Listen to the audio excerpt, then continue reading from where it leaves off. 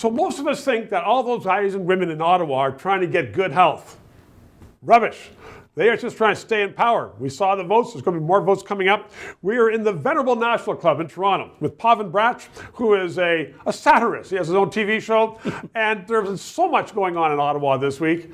Do you think we're going to have an election? Do you think Trudeau wants an election? Or is he just trying to muck it up? I think he's desperate for an election. Why? He wants to put the scandal behind him. He wants to put the scandal behind him. Or, sorry, the controversy. Yes, the controversy. No. Yes, an unnecessary controversy. I can say the sleaze. You're supposed to say the controversy. I'm using CBC terminology. Oh, but really? Look at him. He's at the end of the day, what is he doing to avoid this whole thing? He prorogued Parliament. He waited it out, came back with a not particularly special throne speech.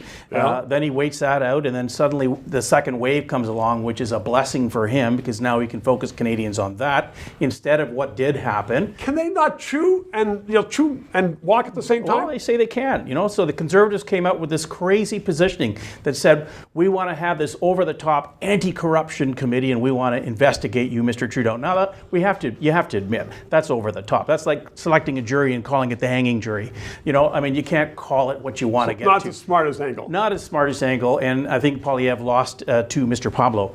So that didn't go well. But if you look at it, he's trying to delay, and to keep the public focused on it. He's got the NDP support because right now they can't afford cab fare to the end of the corner. Yeah. So they're in trouble. The Conservatives, frankly, shouldn't be too cocky because they don't have candidates in a lot of the ridings right now. So is it Mr. Trudeau or someone behind the throne who is outmaneuvering the Conservatives and the NDP and the Greens and the Blocs and everybody else? I think he did this time.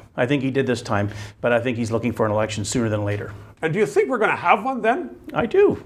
But he's got a big challenge. And will Canadians forgive him for all the hundreds of millions of dollars that he has given to his friends and to his Liberal MPs who are no longer there, who don't know anything about this, but they're getting hundreds of millions of dollars in contracts? I think if Canadians were not binge-watching America right now, they'd be a little less forgiving. But that's the problem. They're very focused elsewhere. Something else to blame Donald Trump. Well, there's a long list, actually, and some of it's deserved. We got to admit. But, it's sad what's happened. Look at all the money we've spent billions like they're millions. Right. You take a look at other countries like Vietnam and South Korea and Taiwan. All of these guys are acing. They've got their, for the most part, effective. Their restaurants are open. They're doing business. 35 deaths in Vietnam and 100 million population. So I think all Western democracies could have done a better job. Certainly this one, and certainly the games that were being played while we were distracted by COVID weren't appropriate. So maybe it would have been better if we had wished that, in fact, a prime minister was dealing with more scandal and less on COVID. We could have done better.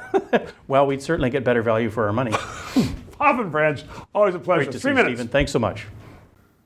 So thank you for watching.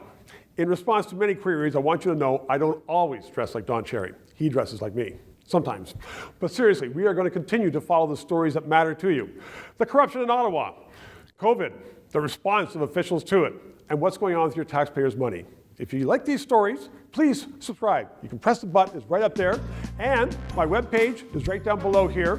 It's free, and we are providing the service because we want to make sure that Canadians know what's going on.